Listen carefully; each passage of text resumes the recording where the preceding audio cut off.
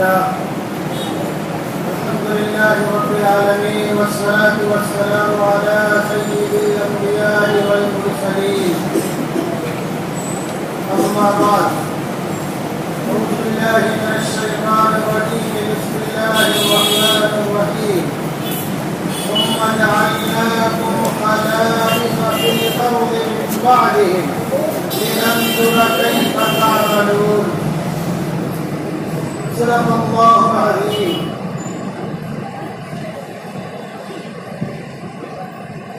عن ابن عمر عن النبي صلى الله عليه وسلم قال: المسلم أخو المسلم لا يسلمه ولا يسلمه، ومن فرج عن مسلم كربة فرج الله عنه كربة من كربات يوم القيامة، ومن ستر مسلما ستره الله يوم القيامة.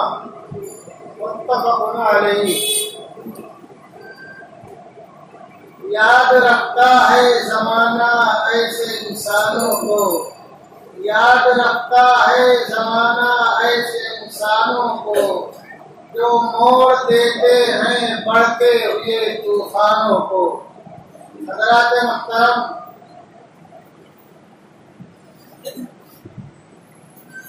اللہ تبارک و تعالیٰ کا فضل احسان ہے کہ اس نے ہم تمام لوگوں کو اپنی بارگاہ میں سجدہ ریز ہونے کا اور اکٹھا ہونے کا موقع مرحمت فرمایا. ہم تمام لوگوں کو اور ہماری نسلوں کو ہمیشہ پانچوں وقت مسجد میں آنے والا بنا دے، اسلام پر باقی رکھتے ایمان پر خاتمہ فرمائے. حضرات محترم، جس سرزمین میں ہم لوگ رہتے اور بستے ہیں، حقیقت یہ ہے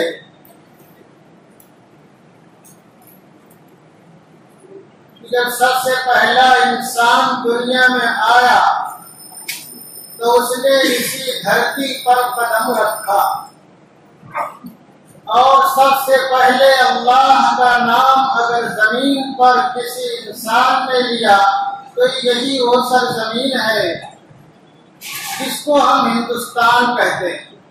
ہندوستان کا رقبہ جو آج کا ہے میں اس سے یہ مراد نہیں لے رہا ہوں، پہلے کچھ اور تھا. اور دوستو، اسلام کی شعائیں اور کرنیں یہاں اس وقت پہنچی جبکہ اسلام کا کوئی فوجی اور سپاہی اور کوئی نمائندہ بھی ہندوستان میں نہیں آیا. آپ شیخ عبداللہ جو کہ نو مسلم تھے، ان کی کتاب اٹھا کر کے دیکھیے، مجاہدین اسلام کے نام سے ہے، آپ کو پوری تاریخ مل جائے گی.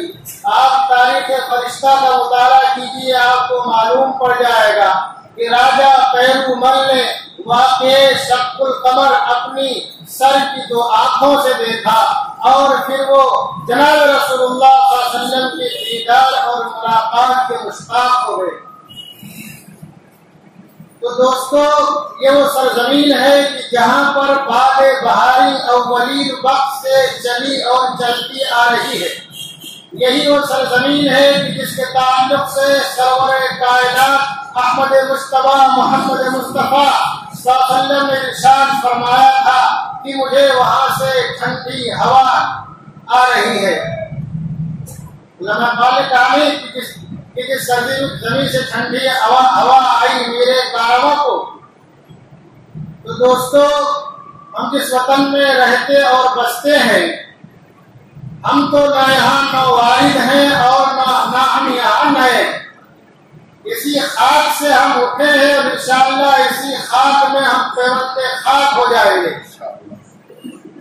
لیکن اللہ تبارک و تعالیٰ کا فضل و کرم ہوا کہ اللہ تبارک و تعالیٰ نے اپنے پیارے حبیب کے 25 جان نثاروں کے مبارک قدم کو یہاں بھیجا، اور اس کے بعد اللہ تبارک و تعالیٰ کا فضل و کرم ہوا کہ محمد بن قاسم نے اس سرزمین کا رخ کیا۔ اس کے بعد اللہ تبارک و تعالیٰ کا فضل و کرم ہوا کہ ابو محمد چشتی نے ہندوستان کی سرزمین کو اپنی دعوت و تبلیغ کے لیے منتخب کیا۔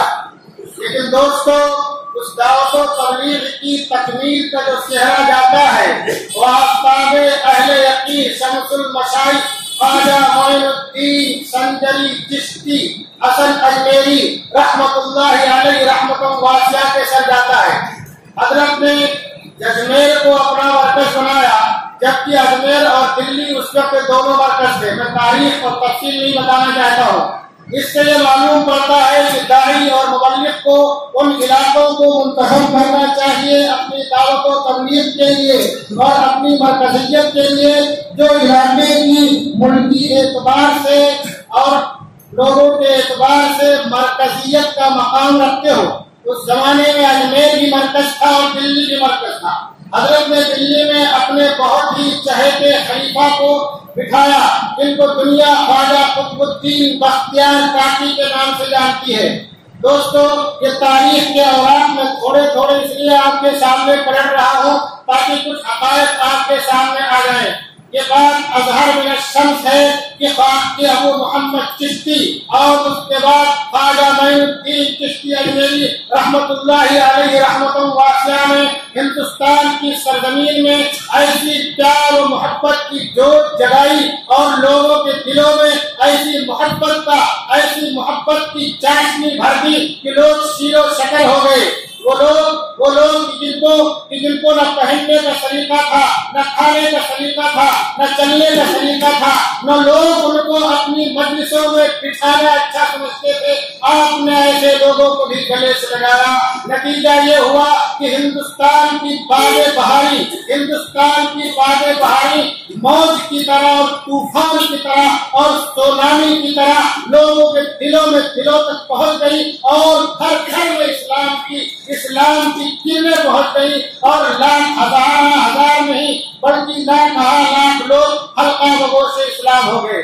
دوستو، اس کے بعد یہ سلسلہ چلتا رہا اور اللہ تبارک و تعالیٰ نے ہندوستان کی سرزمین پر مسلم حکمرانوں کو سلطنت اور سلطانی کا موقع مرحمت فرمایا، اور وہ دوستو 2-4-10 سال پر نہیں محیط ہے، بلکہ دوستو اگر میں یہ کہہ دوں کہ صدیوں پر محیط ہے تو مبالغہ نہیں ہوگا۔ 700-800-900 سال کم نہیں ہوتے ہیں جہاں تمہارے بزرگوں نے حکومت کی ہے اور ایسی شاندار حکومت کی ہے کہ دنیا کا کوئی مولوی یہ نہیں بتا سکتا ہے کہ ان لوگوں نے لوگوں کے دلوں میں مذہبی منافرت پھیلانے کی کوشش کی ہو۔ دوستو، وہ تمام لوگوں کو ایک جال میں بند کر کے رکھنا چاہتے تھے اور ہندو مسلم سکھ عیسائی کو کسی کو دستبازو سمجھتے تھے تو کسی کو اپنے سر کی آنکھیں سمجھتے تھے، کسی کو اپنے جسم کا ٹکڑا ہی نہیں بلکہ دل کا ٹکڑا سمجھتے تھے دوستو، تو کسی کو اپنا جگر سمجھتے تھے اور کسی کو اپنا گردہ سمجھتے تھے۔ دوستو، بڑی محبت کے ساتھ آن بان شان کے ساتھ ان لوگوں نے حکومت کی اور اس وقت ہندوستان دنیا کی تاریخ میں سونے کی چڑیا سے یاد کیا جاتا ہے دوستو، اور دنیا کی نگاہیں ہندوستان پر لگی تھی کہ یہاں کون سی ایسی چیز ہے کہ ملک اتنی مالی فراوانی اس ملک میں ہے اور لوگوں کی زندگی عیش و عشرت کے ساتھ گزر رہی ہے۔ دوستو، اگر آپ تاریخ پڑھنا چاہتے ہیں، اگر آپ تاریخ نہیں پڑھنا چاہتے ہیں تو بھی آپ اپنے اسلاف کی کتابوں کا مطالعہ کیجیے۔ اور دوستو، مجاہد اسلام عظیم محدث، وہ محدث جس نے جناب رسول اللہ صلی اللہ علیہ وسلم کے روضہ اطہر کے پاس بیٹھ کر کے 13 یا 18 سال تک اللہ کے پیارے حبیب کے پیغام کو عام کیا اور جناب رسول اللہ صلی اللہ علیہ وسلم کی احادیث مقدسہ سے لوگوں کو فیضیاب کرتا رہا۔ آپ اس عظیم محدث کی کتاب کو مطالعہ کیجیے۔ وہ عظیم محدث کون ہے؟ مجھے افسوس ہے اپنے بوڑھوں پر بھی، مجھے افسوس ہے اپنے نوجوانوں پر بھی، یہ نہ تاریخ کا مطالعہ کرتے ہیں اور نہ اپنے بزرگوں کی کتابیں پڑھتے ہیں، نہ اپنے بزرگوں کی زندگی پڑھتے ہیں، نہ اپنے بزرگوں کے کارنامے کرتے ہیں۔ وہ عظیم محدث کون ہے دوستو؟ جس کو دنیا شیخ الاسلام حضرت مولانا حسین احمد مدنی رحمہ اللہ مرکزہ کے نام سے جانتی ہے۔ حضرت نے کتاب لکھی ہے اپنی خود نوشت قوانِ حیات اس کا نام ہے نقش حیات. کتاب کا نام نوٹ کر لو مسلمانوں، ضرور پڑھنا. تم کو ہندوستان کی تاریخ معلوم پڑے گی اور بولنا کی قربانیاں معلوم پڑے گی. نام کیا ہے؟ نقش حیات. آپ نقش حیات کا ضرور مطالعہ کرو دوستو. کیا واقعہ ہے کہ ہندوستان سونے کی چڑیا تھا دوستو. عالمگیر کے زمانے میں، اس زمانے میں جو سکے چلتے تھے 101 تولہ کا، 101 تولہ کا سب سے بڑا سکہ جس کو شفیع کہا جاتا تھا. یہ آج کا 10 گرام والا تولہ نہیں دوستو، 12 گرام والا تولہ. 1 کلو کے شاید اس کا وزن ہو جائے گا. اور جو دوسرا سکہ تھا وہ 50 تولے کا تھا. جو تیسرا سکہ تھا وہ 25 تولے کا تھا. اور جو اس کے چھوٹے سکے تھے 8 تولے اور 5 تولے کے سکے تھے. اور سرافہ بازار میں جو جوہری ہوا کرتے تھے، سرار ہوا کرتے تھے، وہ سونے کے سکوں کا ایسے ڈھیر لگا کے رکھتے ہیں جیسے کہ ہم غلہ منڈی میں غلے کا ڈھیر لگا کے رکھتے ہیں دوستو. اور یہی نہیں، حضرت عالمگیر رحمۃ اللہ علیہ نے اپنے خزانے کو کا اندازہ کرنا چاہا کتنا خزانہ ہے دوستو. ہزاروں لوگوں کو متعین کیا. 6 مہینے تک خالی چاندی وزن کرتے رہے اور خزانے کا ایک گوشہ بھی نہیں خالی ہوا. پھر حضرت کو کوئی سفر درپیش ہو گیا، حضرت نے کہا بس یہی روک دو. یعنی اتنی فراوانی کی مالی فراوانی تھی اور لوگ سیر و صدر کی طرح رہا کرتے تھے دوستو. یہی مالی فراوانی کوئی چمڑے کے عیاروں اور مکھانوں کو ایک آنکھ میں بھاتی تھی. اور اسی قدروں میں اور اسی کوشش میں رہا کرتے تھے کہ کس طریقے سے ہم ہندوستان میں رقم لگائے، وہاں اپنا اصل و رسوخ پیدا کرے.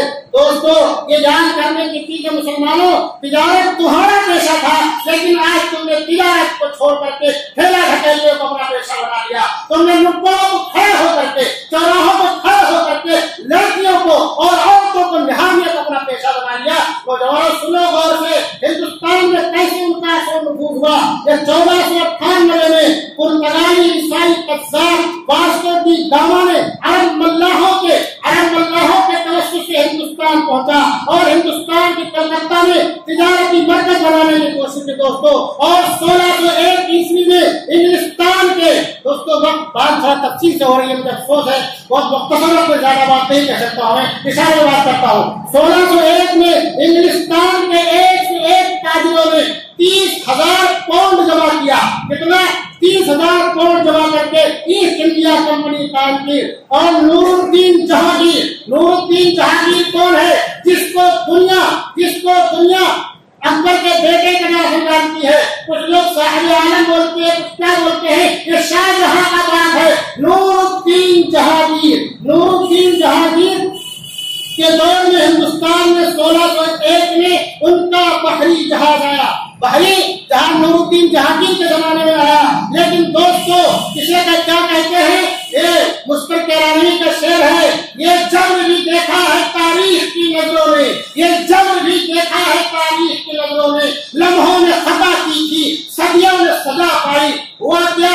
شاہجہاں کے دور میں، شاہجہاں کے زمانے میں، شاہجہاں کی بیٹی جہاں آیا اپنے سالگرہ کے موقع سے جل جاتی ہے، اس کا بڑا علاج ہوتا ہے، اس کو افاقہ نہیں ہوتا ہے. ایک انگریز ڈاکٹر آ کر کے اس کا علاج کرتا ہے، پتہ نہیں اس کے علاج سے ٹھیک ہوتی ہے یا حکیموں کے علاج سے ٹھیک ہوتی ہے. شاہجہاں بولتا ہے، بولو تمہیں کیا چاہیے، بولو تم کیا مانگتے ہو. دوستو اگر ہمارے اپنے لوگ ہوتے تو بڑی بڑی جاگیریں علاج کروا لیتے، بڑے بڑے محلات علاج کروا لیتے اور بڑے بڑے علاقے اپنے نام کروا لیتے. ہماری جو صفت ہماری ہونی چاہیے وہ گولی چلو والا وہ صفت ہے. کیوں اپنے لیے نہیں سوچتے ہیں؟ وہ اپنے لیے نہیں سوچتے ہیں، اپنی قوم کے لیے سوچتے ہیں، اپنی برادری کے لیے سوچتے ہیں. دوستو شاہجہاں کے سامنے جب یہ کہا تو ڈاکٹر نے کہا مجھے کچھ نہیں چاہیے، اگر اجازت ہو تو میں عرض کروں گا. نہیں بولو کیا ہے؟ کہا ہمارے آدمیوں کو بے روک تو ہندوستان آنے کی اجازت دی جائے. دوستو کس نے کہا؟ اس ڈاکٹر نے کہا، انگریز ڈاکٹر نے. شاہجہاں سمجھ نہ سکا کہ انگریز ڈاکٹر کتنی بھاری فیس مانگ رہا ہے، دوستو. اور اس کے بعد ہندوستان میں جو ان کا اثر و رسوخ جاری ہوا ہے دوستوں اس کو لفظوں میں بیان کرنے کی گنجائش نہیں ہے. یعنی جو کوئی اس بات کو اپنے رسوخ کو بڑھاتے رہے یہاں تک کہ 1707 عیسوی میں وہ شخص جس کو دنیا اورنگزیب عالمگیر کے نام سے جانتی ہے، جنہوں نے بڑی مضبوطی کے ساتھ حکومت کی ہے، لیکن ان کی زندگی کے اکثر ایام میدان جنگ میں گھوڑے کی پشت پہ گزرے، لیکن اس کے باوجود انہوں نے بہت ہی دینی کام کیا، بہت ہی دفاعی کام کیا، بہت ہی ترقی کے کام کیے. 1707 کے بعد اورنگزیب رحمۃ اللہ علیہ کے لوگوں میں اتنی طاقت نہ تھی، اتنا سلیقہ نہ تھا، اتنی عقل نہیں تھی یا کچھ اور تھی کہ وہ ہندوستان کی بات طور کو مضبوطی سے نہ سنبھال سکے اور ہندوستان تقریباً خانہ جنگی کا شکار ہو گیا اور انگریزوں نے اپنا جال اور اپنا پھندا پھیلانا شروع کر دیا. دوستوں اس کے بعد اتنی تیزی کے ساتھ اپنا پھندا پھیلاتے رہے اور میدانوں میں اتنی تیزی کے ساتھ کامیاب ہوتے رہے کہ اگر آپ تاریخ پڑھو گے، میں کسی مسلمان مولوی کی تاریخ پڑھنے کی بات نہیں کر رہا ہوں، آپ آج مسلمان کی پڑھو گے تو دوسرا بولے گا تمہارا بھائی لکھا ہے، وہ تو لکھے گا ہی. آج میں حوالہ دے رہا ہوں، نوٹ کر لو نوجوانوں اور میرے بڑے بوڑھوں، ایک بہت مشہور نام ہے، مجاہد آزادی تھے، میوا رام گپت سکوریا. میں ریپیٹ کرتا ہوں نام کو، میوا رام گپت سکوریا. میوا رام گپت سکوریا نے کتاب لکھی ہے جس کا نام ہے مسلمان مجاہدین. آپ دنگ رہ جاؤ گے کہ مسلمانوں کی بھاری جمعیت انگریزوں کے ایک ٹکڑے سے شکست کھا جایا کرتی تھی.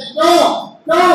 اس واسطے کہ اپنے طرف دکھنے والے لوگ، ایک تو وہ انگریز ڈاکٹر تھا جس نے اپنے لیے کچھ نہیں مانگا، اپنی قوم کے لیے مانگا. ایک طرف اپنی طرف میر جعفر تھے، ایسے غدار موجود تھے جو اپنے ہزاروں کی فوج کو تجوا دینا گوارا کرتے تھے محض ایک جاگیر کے لیے. دوستوں تو شکست پہ شکست ہوتی رہی. جنگ پلاسی 1757 میں ہوئی اور 1757 میں سراج الدین شہید ہوئے. بکسر کی جنگ جو کہ 1764 میں ہوئی، میر نواب قاسم شہید ہوئے اور ٹیپو سلطان کے والد اور مرد جلیل کہ ہندوستان کو جس پر فخر ہونا چاہیے ایسے لوگ دنیا میں بار بار نہیں آتے ہیں. دوستوں ٹیپو سلطان کے والد کی شہادت ہوتی ہے 7 دسمبر 1752 میں اور اس کے بعد ٹیپو سلطان وہ شیر منصور لوگ بولتے ہیں، میں بولتا ہوں اس کو شیر ہند بولنا چاہیے بلکہ شیر دنیا بولنا چاہیے. تاریخ میں آج تک کسی نے ایسے جملے نہیں کہے ہیں تو ٹیپو سلطان نے اپنے آخری وقت میں کہا. اور کیا کہا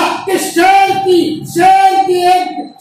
کی موت دیگر کی سب سارا زندگی سے بہتر ہے. دوستوں اور یہ کہتے ہوئے جامع شہادت نوش کر لیا. اس کے بعد دوستوں ایک لمبی تفصیل ہے. یہ 1799 4 مئی کو ٹیپو سلطان کی شہادت ہوتی ہے اور انگریز بولتا ہے اس کا آفیسر جنرل ہارٹن کہ آج سے کل ہندوستان ہمارا ہے. دوستوں میں نے تاریخ اس لیے پڑھتی ہے تاکہ آپ کے دماغ میں کچھ پیچھے کا اور بھی آ جائے. اب میں دوسرے رخ کی طرف آپ کو لے کر چلتا ہوں. دوسرا رخ کیا ہے؟ یہ لوگ کون تھے؟ یہ بادشاہ تھے، جاگیردار تھے. ان کے علاوہ جب ہندوستان پر چاروں طرف سے لگار ہونے لگی اور ہندوستان کے خزانوں کو انگریزوں نے لوٹنا شروع کر دیا. دوستوں اور خزانوں ہی کو نہیں لوٹنا شروع کر دیا جبکہ یہاں کے رہنے والے مسلم اور ہندو کے عقائد پر اور ان کے مذہب پر ڈالنا شروع کر دیا. یہاں تک کہ 1 لاکھ سے زیادہ قرآن کریم کے نسخوں کو کروا دیا. یہاں تک کہ 1864 سے لے کر کے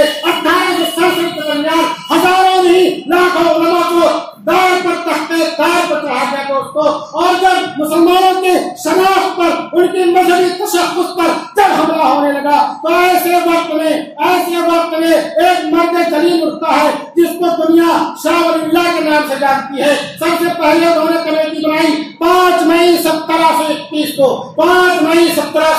کو اور یہ دوستوں وہاں کے بخت خان نام کے حاکم کا دلی کا اس نے حضرت کے پہنچے سمجھتے نا اس کے حضرت کے بعد میں حضرت کے صاحبزادے وہ امیر ہوتے ہیں اور امام ہوتے شاہ عبدالعزیز رحمۃ اللہ علیہ. شاہ عبدالعزیز کو 2 بار زہر دیا گیا، ایک بار چھتکلی کا زہر دیا گیا. یہاں تو چھتکلی کے زہر سے آپ کے بدن میں کوڑ کی بیماری پھیل گئی اور پھر آپ کو حکم ہوا کہ بھری دوپہر میں تم دلی چھوڑ دو دوستوں اور اپنے ساتھ کوئی مددگار اشارہ نہیں لگا سکتے ہو، کیونکہ یہ معمولی لوگ نہیں تھے، یہ ہاتھی نشی تھے، یہ ہاتھی نشی تھے۔ آج کا جو جج جتنی قیمت کا ہوتا ہے اس وقت اتنی قیمت کا مالک ہاتھی نشی ہوا کرتا تھا، اور ان کے دربار میں ان کا والد گرامی کی، ان کا دادا کی آمد و رفت تھی، اور اسی نازوں میں بھی پلے ہوئے تھے دوستوں۔ بھری دوپہر میں جب ایک دلی سے باہر چڑھا ہونے کے لیے جاتے ہیں دوستوں تو تماشے آفتاب کو برداشت نہیں کر پاتے ہیں، بیماری سے معروف ہو جاتے ہیں۔ جلا وطنی کی مدت ختم ہوتی ہے، پھر دلی واپس آتے ہیں دوستوں، پھر اپنے کام میں لگ جاتے ہیں اور کام کرتے رہتے ہیں، یہاں تک کہ دوستوں آپ کا انتقال ہوتا ہے، اور پابندی کے باوجود اس وقت اتنے ذرائع نہیں تھے، ذرائع نہیں تھے، ان تمام باتوں کے باوجود آپ کی نماز جنازہ میں اتنا مجمع تھا کہ 55 بار آپ کی نماز جنازہ پڑھی گئی دوستوں۔ اس کے ساتھ عزیز کے بعد ان کے نماز سے شاہ اسحاق امیر ہوتے ہیں، اور شاہ اسحاق کے بعد میں نام لے رہا ہوں، ٹائم ختم ہو رہا ہے دوستوں۔ شاہ اسحاق کے بعد حاجی عبداللہ صاحب، حاجی عبداللہ صاحب کون ہے؟ دارالعلوم دیوبند کے جو لوگ بانی ہیں وہ حاجی صاحب سے منسلک تھے، وہ حاجی صاحب کے پیر و مرشد تھے۔ اس کمیٹی کے اور امام کون ہوتے ہیں؟ حاجی عبداللہ صاحب ہوتے ہیں۔ حاجی عبداللہ صاحب کے بعد مولانا قاسم نانوتوی رحمۃ اللہ علیہ ہوتے ہیں، مولانا قاسم نانوتوی رحمۃ اللہ علیہ کے بعد مولانا شمس گنگوئی رحمۃ اللہ علیہ ہوتے ہیں، اور مولانا شمس گنگوئی رحمۃ اللہ علیہ کے بعد جو امام ہوتے ہیں دنیا ان کو محمود الحسن دیوبندی کے نام سے جانتی ہے دوستوں۔ میں نے بہت مختصر لفظوں میں یہ آپ کو تاریخ بتائی ہے، اب ہمیں غور کرنا ہے کہ اتنا کچھ ہونے کے باوجود ہندوستان میں مسلمانوں کا نام باقی ہے، مسلمانوں کا تشخص باقی ہے، ان کی شناخت باقی ہے، اور اسی طرح کے حالات وہاں پر بھی تھے، ملک میں بھی تھے، جس کو دنیا اسپین کے نام سے جانتی ہے دوستوں، لیکن وہاں سے مسلمانوں کا نام و نشان مٹ گیا، کوئی ان کا نام لینے والا نہیں دوستوں، وہاں کوئی نعرے تکبیر بند کرنے والا نہیں ہے، کوئی اللہ اکبر کہنے والا نہیں ہے۔ یہاں تک کہ دنیا کی جو سب سے بڑی مسجد تھی، جس کی تعمیر میں 200 سے 300 سال لگ گئے تھے، مسجد قرطبہ، آپ تاریخ ڈال کے دیکھیں جغرافیہ، اس نے آج تک کوئی اذان دینے والا نہیں دوستوں، مسلمانوں کا نام و نشان مٹ گیا۔ کتنے مدت یہاں مسلمانوں کی حکومت تھی، اتنی مدت وہاں مسلمانوں کی حکومت تھی۔ کیا وجہ ہے کہ آج ہندوستان میں تم اپنی آن بادشاہ کے ساتھ بات دوستوں، کبھی تم نے اس پہ غور کیا؟ وجہ خالی وجہ یہ ہے کہ ہندوستان میں شاہ اللہ جیسے محدث تھے، شاہ العزیز جیسے محدث تھے، ہندوستان میں حاجی امداد اللہ جیسے روحانیت کے پیغامبر تھے، ہندوستان میں مولانا محمد قاسم نانوتوی جیسے مدرسہ قائم کرنے والے تھے، لوگوں کے ایمان کو اور عقائد کو بچانے کے لیے سر دھڑ کی بازی لگانے والے تھے۔ ہندوستان میں حافظ ظاہر شہید جیسے تھے جنہوں نے جان شہادت گوش کے لیے سامنے کے میدان میں ہندوستان میں حضرت مولانا شیخ محمود حسن دیوبندی جیسے لوگ تھے جنہوں نے مالٹا کی جیل میں انگریزوں کے کوڑے کھائے، انگریزوں نے ڈر سراخ سے آپ کے پیچھوں کو جانا، پھر بھی انہوں نے بات سے بات نہیں آئے، کہیں انگریز کی غلامی کا اقرار نہیں کیا دوستوں۔ ہندوستان میں حضرت شیخ الہند کے شاگرد رشید، جن کو دنیا شیخ الاسلام کے خاندان سے جانتی ہے، حضرت مولانا حسین احمد مدنی رحمۃ اللہ علیہ رحمۃ اللہ کے دوستوں، تو ہندوستان میں یہ علماء تھے جن کی قربانیاں تھی۔ آج جو جمعیت العلماء ہے دوستوں، ہمارے بہت سے بھائی سمجھتے ہیں کہ ہمارے بہت سے بھائی سمجھتے ہیں کہ نئی پیداوار ہے، جمعیت العلماء نئی پیداوار نہیں مسلمانوں۔ میں تاریخ بتاؤں گا حوالے کے ساتھ تو کم سے کم 3 بچ جائے گا۔ میں مختصر بتا رہا ہوں، شاہ اللہ صاحب نے جو 5 مئی 1731 میں سینٹرل کمیٹی بنائی تھی، وہی کمیٹی ناموں کی تبدیلی کے ساتھ کہیں ڈیموکریٹک پارٹی بنی، کہیں سوشل پارٹی بنی، کہیں سماجی ترتیب بنی، اور کہیں جنرل انصار کے نام سے قائم ہوئی۔ قائم ہوتے ہوتے سن 1920 میں حضرت شیخ وحید رحمۃ اللہ علیہ جب مالٹا کی جیل سے باہر آئے اور آپ سے دیوبند تشریف لے گئے اور دیوبند سے دلی گئے، تو 1921 نومبر کو حضرت شیخ وحید رحمۃ اللہ علیہ کو اس جمعیت العلماء کا صدر منتخب کیا گیا، اور آپ نے پہلا کلیدی خطبہ دیا اس جمعیت العلماء کی صدارت کا دوستوں۔ تو جمعیت العلماء یہ وہ تنظیم ہے جو 1731 سے لے کر کے اب تک کام کر رہی ہے دوستوں، اور یہ خالی تمہارے عقائد کو، تمہارے تحفظات کو، تمہارے شناخت کی فکر نہیں کرتی مسلمانوں، تمہارے مظلوموں کی مدد کرتی ہے۔ سیلاب آتا ہے وہاں بغیر کسی چہرہ دیتے ہوئے ہر ایک کی مدد کرتی ہے۔ طوفان آتا ہے ہر ایک کی مدد کرتی ہے. اور ہمارے وہ نوجوان کہ جس کو ظالم لوگ، جس کو فرعون صفت لوگ، قارون صفت لوگ، حامان صفت لوگ، نمرود صفت لوگ، ہمارے پڑھے لکھے جوانوں کو جو لوگ جیل کی ٹانگ کوٹھڑے میں ٹھوس دیتے ہیں، سب سے بڑا کام میں کہتا ہوں جمعیت علماء کا یہی ہے کہ جمعیت علماء ہمارے وہ نوجوان جو کہ ظالموں کے ظلم کی بدولت ٹانگ کوٹھڑے میں ٹھوس دیے جاتے ہیں، وہ ان کا مقدمہ رکھتی ہے. ان کا مقدمہ رکھتے ہیں. مسلمانوں تم تاریخ پڑھو، تم تاریخ پڑھو. تم نے شاہد آزمی کا نام نہیں سنا؟ شاہد آزمی جمعیت علماء کی تعلیم سے جیل سے باہر آئے تھے اور جیل میں انہوں نے وکالت کی تعلیم حاصل کی تھی اور اس کے بعد جمعیت علماء کا وکیل ہو گئے. اور 11 فروری کو شاہد آزمی کو محض اس بنیاد پر شہید کر دیا گیا کہ یہ جمعیت علماء کے ملزموں کا کیس لڑتا ہے. اس کی طرف سے اتنا بے باک آدمی ہے. میں شاہد آزمی کے بے باکی بتاؤں گا تو گھنٹوں چلا جائے گا. ٹھیک ہے، شاہد آزمی کی شہادت ہو جاتی ہے تو جمعیت علماء جہاں بہت سارے کام کرتی ہے، یتیموں کی، بیواؤں کی، پریشان حال لوگوں کی، ان بہت سارے کاموں میں سے سب سے بڑا کام میں سمجھتا ہوں کہ جس کے لیے جلدی کوئی وکیل نہیں کھڑا ہوتا ہے، کہ جس کے لیے جلدی کوئی تنظیم نہیں کھڑی ہوتی ہے، کہ جس کے لیے وہ لوگ بھی جمہوریت کا نعرہ لگاتے ہیں، وہ کروڑوں اربوں روپیہ اپنی NGO کے نام سے اکٹھا کرتے ہیں، وہ لوگ بھی جن کی تعلیم کرنے کے لیے کھڑے نہیں ہوتے ہیں. جمعیت علماء کے ذمہ داران اور اس کے تائندے ادنا خادم سے لے کر کے اعلیٰ عہدیدار تک اپنے سیرہ کو پیش کرتے ہوئے وکلا کا انتظار کرتے ہیں، بھاری بھاری فیسوں کا انتظار کرتے ہیں. دوستوں یہ تو جمعیت علماء کا یہ کام کتنا بڑا کام ہے. دوستوں ہم کیا کرتے ہیں؟ ہمارے بہت سے بھائی معلوم جمعیت علماء کیا ہے، دارالعلوم دیوبند کیا ہے. دارالعلوم دیوبند کے ہمارے بھائیوں کو معلوم نہیں. دوستوں سچ تو دارالعلوم دیوبند کیا ہے. جمعیت علماء کی تاریخ پڑھو میرے بھائیوں، اور جمعیت علماء ابھی کیا کر رہے ہیں اس کی تاریخ پڑھو. جمعیت علماء کہ تقریباً اس نام سے جب سے قائم ہوئی ہے 100 سال ہونے کو آ رہے ہیں. 100 سال ہونے کی بنیاد دوستوں میں 2 منٹ ڈھونڈوں گا معذرت کے ساتھ اپنی بات پوری ہو جائے. بہت دور سے آیا ہوں میں، بات کہنے کے آیا ہوں میں. جمعیت العلماء کے تقریباً 100 سال پورے ہو رہے ہیں تو وہ 100 سالہ پروگرام کرنا چاہتی ہے تاکہ ہندوستان کے عوام کو معلوم پڑے کہ جمعیت العلماء نے کیا کیا. اس کا ایک بہت بھاری اور بہت بڑا اجلاس انشاءاللہ دلی میں ہوگا. اور اس سے پہلے بمبئی کے لوگوں کو بیدار کرنے کے لیے خاص طور سے یہ معلومی کہ ہمارے بھائیوں کو، جوانوں کو اور بوڑھوں کو اور بچوں کو بھی جو بالغ ہونے کے قریب سب کو بتانے کے لیے اور جگانے کے لیے جمعیت علماء کا ایک بڑا پروگرام 1 مارچ فرائیڈے جمعہ کی شام مغرب کے بعد فوراً معلومی یہ آپ کے یہ جھٹا بھاٹر کے سامنے میدان میں ہوگا، چچا روڈ میں ہوگا. 1 مارچ کو مغرب بعد فوراً. اور یہ کوئی معمولی پروگرام نہیں ہے، کیا آپ سمجھو جو پروگرام ہے. یاد رکھو اس بات کو. اگر آپ نے یہ سمجھ لیا ارے لوگ جائیں گے، ہمارے جانے کی کیا ضرورت ہے، تو گویا کہ آپ ہندوستان کے مظلوموں کے آنسوؤں کو پوچھنا نہیں چاہتے ہو بلکہ ظلم میں اضافہ کرنا چاہتے ہو. اگر یہ چاہتے ہو کہ ہندوستان کے مظلوموں کی دستگیری میں تمہارا ہاتھ ہو اور تمہارا نام آئے، کم سے کم اللہ کے رجسٹر میں یہ لکھا جائے کہ یہ نوجوان اور یہ بوڑھا اور یہ بچہ یہ مظلوموں کی مدد کے لیے آگے بڑھا تھا، تو تم اپنے آنے کو یقینی بناؤ اور خود ہی نہیں اپنے دوستوں احباب کے ساتھ آؤ تاکہ سب کو جمعیت علماء کے کارکردگی معلوم ہو، ان کا کام معلوم ہو، ان کی تاریخ معلوم ہو. اور یہ کس عنوان سے ہو رہا ہے اجلاس 1 مارچ جمعہ کی شام کو؟ عنوان کیا ہے؟